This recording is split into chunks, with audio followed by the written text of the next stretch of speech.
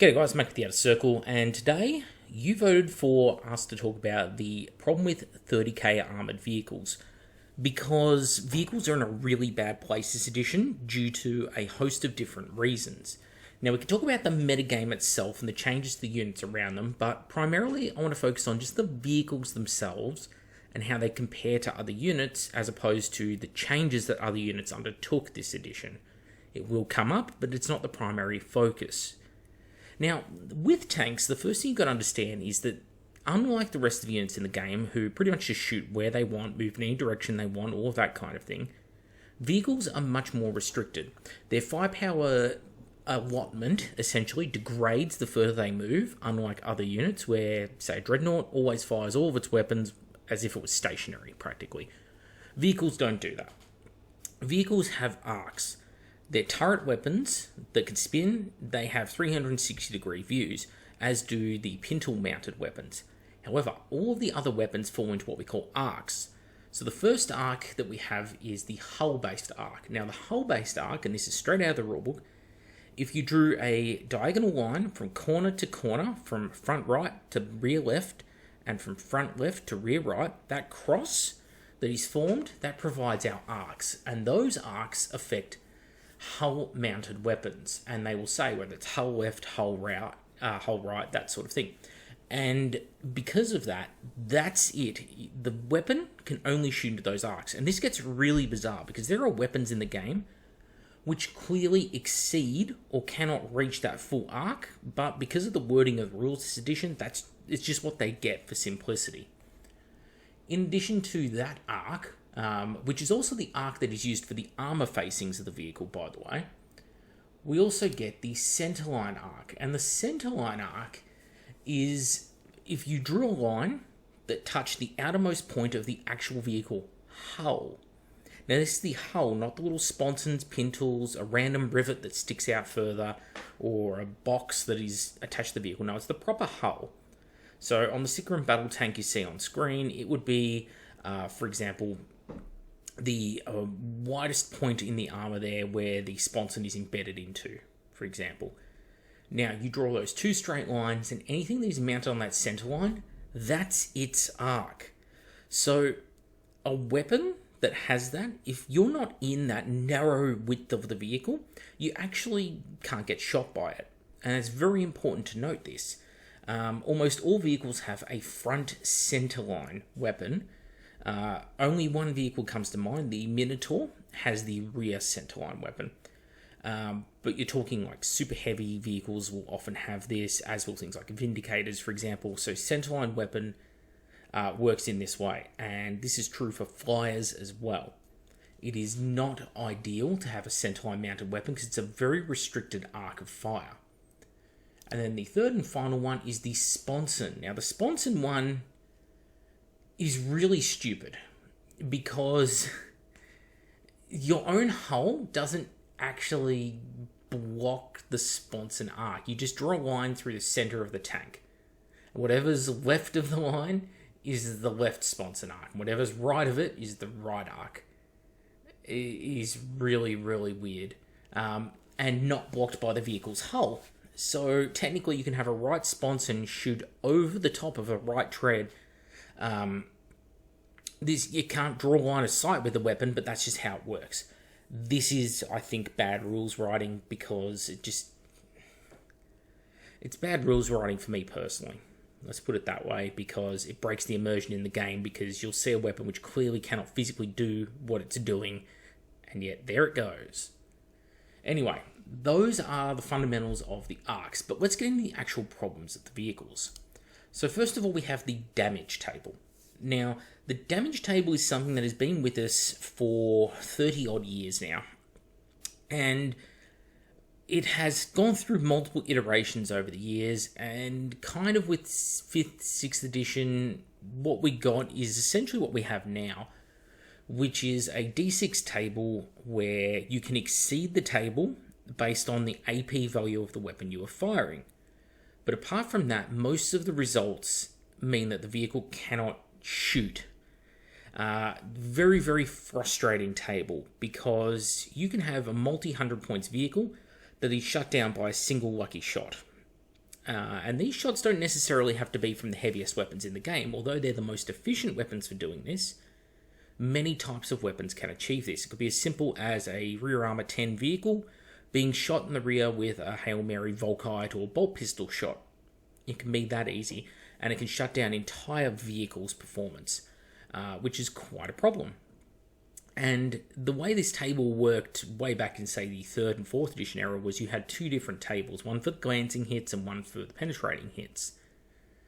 And it can be really, really frustrating.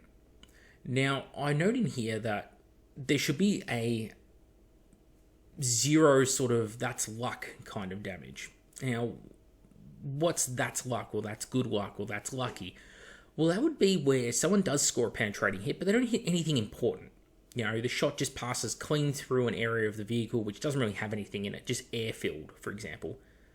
You know, penetrates the right side of the hull, goes between two of the wheels and out the other side without actually hitting anything mechanical in between them. That would be a lucky shot. It might still take a hull point off, for example, but that would be the end of it. There's nothing like that in the table. The table is just purely punishing for vehicles. If you get penetrated, you're going to suffer. You're going to suffer degradation. Only vehicles suffer from this, and this has been made worse in this edition because so many units that would have been vehicles previously, dreadnoughts, for example, and of course sentinels, other things like that, they've all moved from being vehicles into being essentially monstrous creatures or a type of unit, infantry type unit, which means we're now playing fundamentally two different games. One is a game that involves units with wounds and armor saves and non-degrading profiles and stat lines, and then the other game that we're playing is a game where you have no armor saves. When you are damaged, the damage causes permanent degradation and other issues. And I think there is a fundamental disconnect between these, and the people who are writing the rules are not adjusting the points of these vehicles and such and understanding this at a fundamental level. Monsters, dreadnoughts, sentinels, super heavies, every single one of those unit types, and there are many more, are all immune to the effects of such a table. I mean, yes, there is a vehicle damage table for super heavies, but unless you roll an explodes result, it doesn't mean anything. You cannot destroy their weapons, so their weapons are somehow immune, as opposed to the weapons on one of these vehicles. It doesn't make any sense. And again, it breaks the immersion of the game. Then we have Degrading Performance, which I just sort of hinted at then, which is vehicles can just be stripped of their ability to move and function. They can lose their main armament because for some reason pintle weapons, which can often be more powerful weapons, such as the multi-melter, these can be ripped off, degraded, destroyed in some way in previous editions, but in this edition they cannot be. Instead, it's the main weapons on the vehicle that are. And there is no recourse to this. You can't regrow the weapon, the crew can't perform an emergency repair on these sort of things. They just don't have that ability. Whereas with a dreadnought, you can hit that dreadnought, take out 6 out of 7 wounds on a dreadnought, and it will still work at 100% capacity. It will not slow down, it will not have reduced ballistic skill, it will not have reduced weapon skill. It will not lose the ability to move. It will not lose the weapons that it can shoot.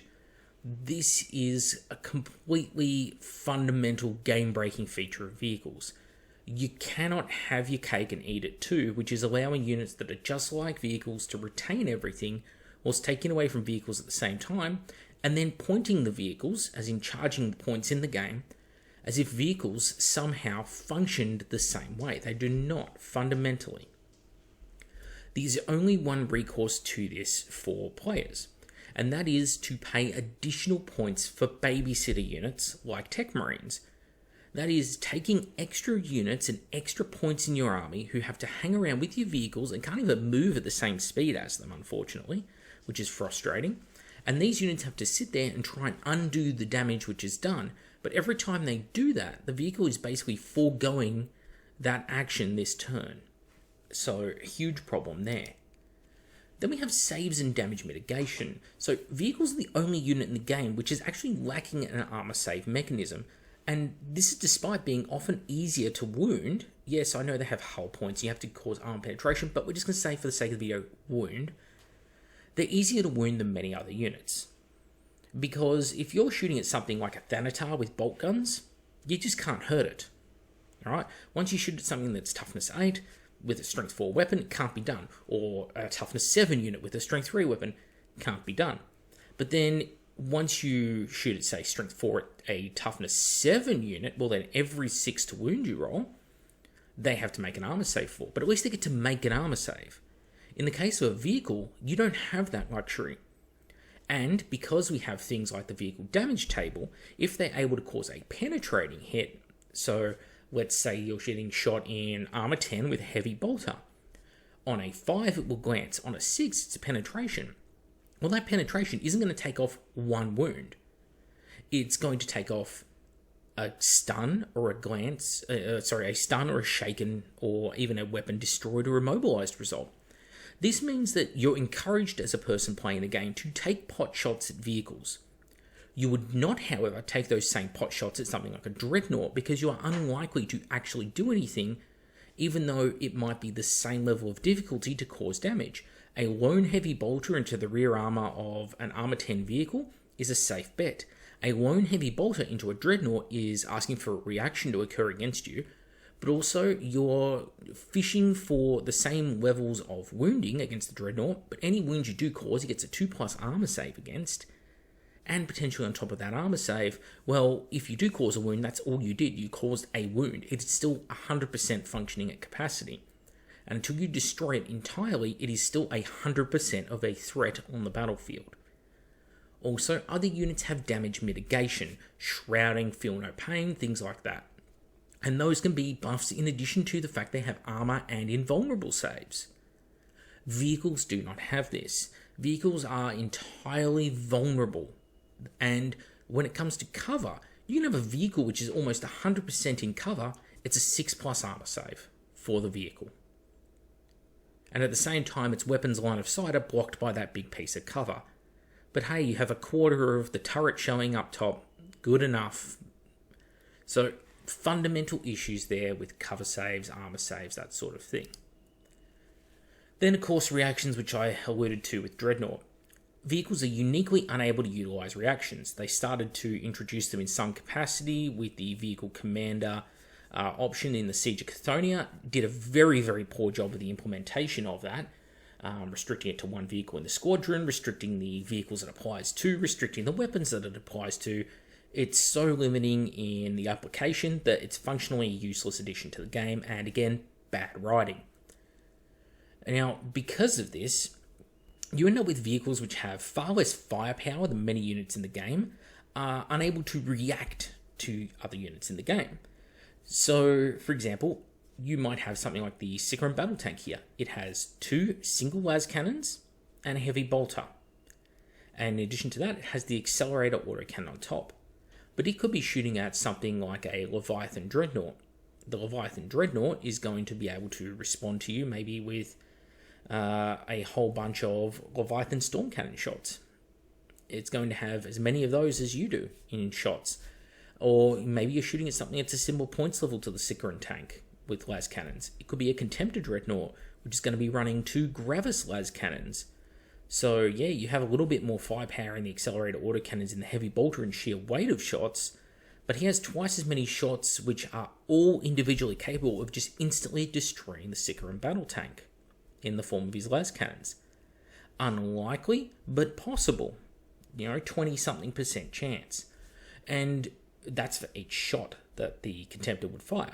And of course, this is also uniquely weak against reactions, because if you're a vehicle, every time you fire at something like a Dreadnought, you are risking your vehicle. It is a very dangerous bet to fire at a Dreadnought, especially if it's armed with something like a Gravis Melter at Melter range, because you are actually at about a 50% chance to die. Just instantly, no matter how many points your vehicle is up to something like a Spartan.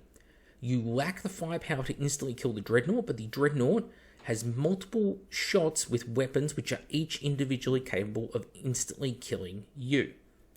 So I don't understand why tank reactions are so fundamentally unbalanced that they cannot be allowed in the game, and yet something like Dreadnought reactions are considered to be perfectly balanced in the game, especially if it's something like Iron Warriors and their unique Legion reaction. And I've had this done to me, where they might take a Dreadnought, with twin Gravis las cannons and use their unique reaction, which allows it to reaction fire essentially with double the shots.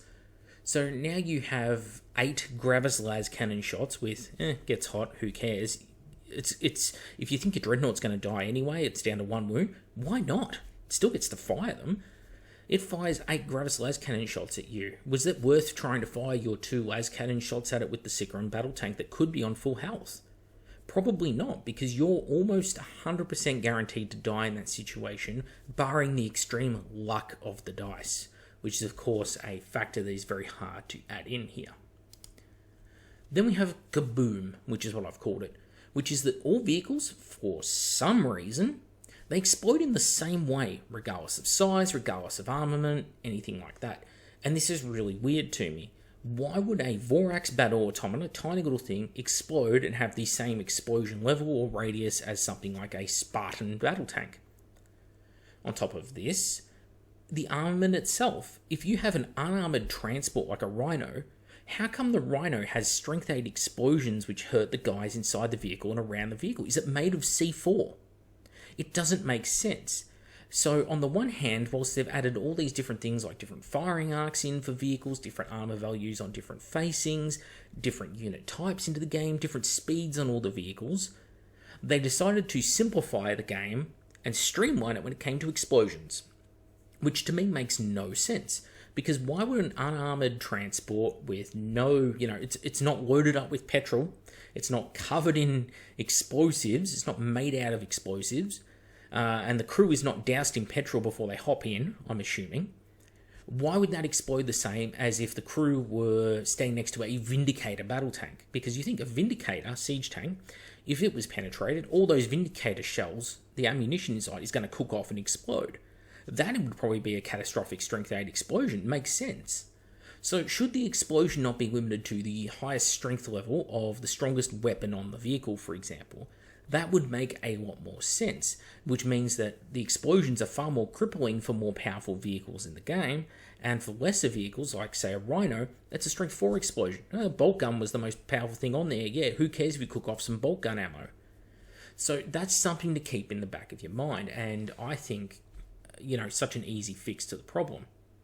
And it would stop people doing things like, let's all hang out and stand around the super heavy tank, because now that super heavy tank is, this doesn't feel so safe. I'm standing next to something that's just waiting to detonate. So the solutions. I think there are multiple solutions here. And basically, I've given you a solution for each one of these scenarios. Because I don't believe that it's any good for us to critique the company and the rules writing without having a solution to the problem. So the first one is modify or remove the vehicle damage table. Personally, I think just remove it. It actually adds nothing to the game at this point when you compare it to so many different classes that are not affected by any type of damage chart. And this ties into the second point here about removing degrading stat lines unless you apply it game-wide, is that everything else doesn't get affected by it. And I have played a game now, and I would challenge you to play a game of 30k without the damage table. And it dramatically changes how vehicles perform. They actually feel like they're worth their points in this edition. And because it is still very easy to take, it is easier to take 4 hull points off a Sicaran battle tank, for example, than it is to take 4 wounds off a Dreadnought. It is just as hard to cause those wounds in the first place, but the Dreadnought's got an armor save. A Dreadnought can take better use of things like cover, better advantage of it. And with a vehicle, you get disproportionately punished. So just removing the vehicle damage table is such a clean fix to it. And I know that will make some people upset. They go, well, I like the vehicle damage table, it's more immersive. Well, that's fine by me, but you need to apply something like that game-wide. If you're going to have a damage table for vehicles, you need to introduce it for Dreadnoughts, you need to introduce it for Mechanicum Automata, you need to introduce it for Sentinels, for Knights, for super heavy vehicles. You can't just have it isolated to regular tanks. So you either modify the table or remove it entirely. Tying into that, of course, as I mentioned, was removing degrading stat lines unless you apply it game-wide, because you can't have a vehicle losing its firepower throughout the game, constantly having weapons knocked off it, and yet having a Dreadnought that is able to operate for often less points than the tanks in question, running around the table, operating at full strength fundamentally until that last wound is taken off it. It is still able to shoot you at 100% effectiveness. It's able to fight you in close combat 100% effectiveness. It moves just as fast and just as far. This is fundamental to the game. Thirdly, grant an armor save to vehicles. It doesn't have to be a higher armor save, but you think about it, a Rhino should probably have a 3+ armor save. Most weapons that are going to fire at it are going to be AP3 or higher. So in the case of anti-tank weapons, it's not going to matter that vehicles have an armor save. They're going to bypass it, especially melter and las weapons. On the other hand, weapons like bolt guns have the kinetic energy, being an explosive 70 caliber round, to damage the vehicle, but hey, it's made of the same stuff as power armor. The armor is essentially the same, just thicker, so it should have some chance to survive that. And hey, if you rapid fire a 10-man tactical squad into the rear armor of a vehicle, you're probably going to kill it anyway, even with an armor save. But you've earned that because you've positioned that many models behind the vehicle, and that's the give and take of strategy in a tabletop wargame. On the other hand, it shouldn't be down to a lone Marine with a little bit of luck firing a single burst of ammo into a Rhino, and the Rhino just has to take it. Next, I would say give vehicles unique reactions. I'm not saying give them the same reactions as infantry, like shoot back with everything, but you should be able to fire back with at least weapons that are facing you in that arc. So if I was to charge this Sicaran battle tank you see on screen from this angle, why can't the heavy bolter in the hull, the las cannon on the right sponson, and the turret shoot back at me? Fair enough, you can't shoot back at me with the left side, it can't see me. But all the rest should be able to shoot back at me if I dare to charge it. Why is it defensive weapons only? It makes no sense. If I was to charge a 10-man las cannon squad or a dreadnought, they're going to shoot me with everything. So come on, throw us a bone here. Keep the rules consistent game-wide. And lastly, change the explosion rule game-wide. This applies to vehicles, to automata, the works. Change the explosion rule so it's not just... because you're rewarded essentially for charging vulnerable units which explode into enemy hordes. If you charge something like a Vorax automata into a big squad of infantry, who cares if the Vorax dies? It's probably going to kill more units in its instant death explosion at strength 8 than it was going to cause with its actual attacks. So you're creating Al-Qaeda spam on the tabletop, which I think is unhealthy for the system. Because there is no risk-reward there. It's all reward for the player.